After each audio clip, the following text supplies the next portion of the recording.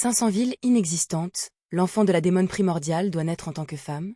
Jenna a réfléchi au nom de la séquence « sorcière » et a commencé à en saisir la signification. Très bien, acquiesça Jenna.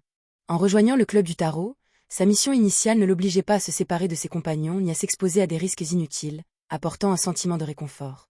Madame Judgement a répondu avec un sourire en disant « Permettez-moi de vous tenir au courant de la situation actuelle du Tarot Club. » Après qu'Anthony Reed ait quitté l'appartement 601 aux 3 rue des Blouses Blanches, l'épuisement d'une nuit blanche l'a durement frappé. En tant que psychiatre, sa condition physique ne s'était pas beaucoup améliorée. Rester éveillé jusqu'à l'aube et subir de graves blessures a eu des conséquences néfastes. Survivre avec l'aide de la flèche d'obsidienne suceuse de sang l'avait affaibli, ayant perdu une quantité importante de sang. Les combats intenses qui ont suivi et la course incessante ont épuisé son endurance, le laissant naturellement fatigué et aspirant à un lit. Dans des moments comme ceux-ci, il ne pouvait s'empêcher d'envier les chasseurs. Lumian, juste une séquence plus haut, n'avait pas dormi non plus. Bien qu'il ait été la force principale dans les 2 batailles, il n'a montré aucun signe de lassitude, semblant suffisamment énergique pour affronter à nouveau Gardner Martin. Poursuivant son chemin, Anthony Reed tourna dans la rue Anarchy, pénétrant dans une maison gris brunâtre et atteignant un coin du 3e étage. C'était sa planque, un appartement vacant depuis longtemps. Il pensait qu'il était dangereux de louer une maison auprès d'un propriétaire ou d'un courtier. Toute interaction risquait d'être trahie et traquée. Fort de son identité de courtier en information, il a identifié des appartements inutilisés ou abandonnés dans le quartier du marché. Si les choses tournaient mal, il pouvait en choisir un au hasard pour se cacher sans prendre contact. Le lit poussiéreux et la couverture moisie ne dérangeaient pas Anthony. Il s'est effondré et s'est rapidement endormi. Dans le rêve brumeux, la clarté et la rationalité sont revenues soudainement. Devant se déployait l'avenue du marché, un café animé et prospère. Suite à son intuition particulière, Anthony Reed croisa un Golden Retriever à l'entrée du café et arriva au stand dès par la fenêtre. Une dame vêtue d'une robe vert clair et blanche était assise là. Anthony sentit qu'il devrait voir clairement son visage, capable de laisser une impression stupéfiante, mais une image mentale claire lui échappait. C'était comme si toutes les informations avaient été recueillies, mais son cerveau ou corps de cœur et d'esprit avait du mal à les traiter. « Bonjour. Je suis la justice », se présenta la dame d'une voix douce, avec une pointe de vivacité. « Justice. » Anthony avait déjà appris de Lumian et Franca que l'organisation secrète à laquelle ils appartenaient était le Tarot Club. Les membres utilisaient des cartes de tarot comme nom de code, les titulaires de cartes arcanes majeures représentant les membres clés des demi-dieux, et les titulaires de cartes arcanes mineures comme membres périphériques sous les différentes cartes arcanes majeures. Justice était sans aucun doute une carte des arcanes majeures. Le juge sourit. Bien sûr, certaines entités ne le pensent pas. La carte arcane majeure en face de lui était amicale, pas imposante du tout. Elle a même lancé une blague, apaisant le cœur tendu d'Anthony. Il a expiré doucement et a dit « Je peux piocher une carte maintenant ». Alors qu'il finissait de parler, une pile de cartes de tarot apparut devant lui. Anthony en choisissait habituellement un au milieu et le plaçait sur la table. La carte des arcanes mineurs révélait un homme portant une épée assis sous 3 épées suspendues. 4 d'épée. Vous avez déjà allégé votre cœur. Le repos et la préparation restants sont destinés à vous propulser plus loin dans le futur. En tant que psychiatre, cette carte vous signale d'être vigilant sur votre esprit à tout moment. Nous pouvons assumer de nouveaux fardeaux à tout moment, et il est crucial de savoir comment les accepter, les adapter et les résoudre, a interprété Madame la Justice. Une pile de cartes de tarot est apparue devant elle, sensiblement moins qu'avant. Avec une aisance décontractée, elle a tiré une carte et l'a placée au centre de la table. La carte représentait une déesse impartiale assise sur une chaise en pierre, brandissant une épée et une balance. La carte Justice des arcanes majeures. Poussant la carte Justice vers Anthony, elle sourit et dit « Vous avez 2 missions maintenant. Premièrement, collaborer avec les 2 de coupe pour éliminer les gens miroirs et enquêter sur la situation difficile de la secte des démons. Deuxièmement, prendre contact avec une organisation secrète connue sous le nom d'alchimiste de psychologie. » Alchimiste de psychologie. Anthony réfléchit au nom. Après avoir défini les missions, Justice a demandé « Vous ont-ils informé des détails de la grande existence que nous suivons et du club du tarot ? Tout ce que je sais, c'est que vous suivez un dieu orthodoxe nommé le Fou et que vous utilisez des cartes de tarot comme nom de code, en suivant son nom, répondit honnêtement Anthony. Avant de rejoindre officiellement le Tarot Club, Lumian et Franca avaient gardé peu de détails. Le juge rit. Alors permettez-moi de vous présenter notre phare et sauveur, le grand Monsieur Foule. Son ton contenait une touche de joie. Après avoir quitté la cachette sécurisée de Lugano Toscano, Lumian a pris une calèche jusqu'au quartier du Jardin botanique. Il emprunta la rue des Pavés, dans le quartier du marché, et pénétra dans le refuge qu'il avait loué précédemment.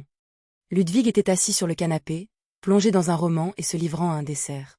Lumian lui jeta un regard ricanant. Échapper à l'église de la connaissance ne signifie pas que vous devriez vous contenter de lire des romans. Ludwig détourna la conversation. Quelqu'un de mauvaise humeur vous a envoyé une lettre. Elle est dans la chambre. Celle en robe dorée, comme une poupée, répondit Ludwig, sans prendre la peine de lever les yeux. À mi-chemin, il s'arrêta pour savourer une bouchée de gâteau aux carottes, une spécialité du royaume de Loen. Le messager de Madame la magicienne. Lumian demanda avec perplexité.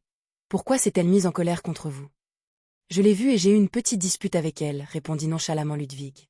Juste une dispute? Elle ne t'a pas attaché pour te faire battre? Lumian marmonna silencieusement alors qu'il entrait dans la chambre et ramassait la lettre pliée sur le bureau. Cette lettre différait de celle qu'il avait récompensée auparavant. Il répondait principalement aux demandes de Lumian après avoir obtenu les informations 0-01. Cela semble être une allusion de l'Église de la connaissance. Si vous pouvez atteindre une position élevée, ils sont prêts à offrir de l'aide. Ils pourraient même vous autoriser tacitement à prendre possession de l'artefact scellé.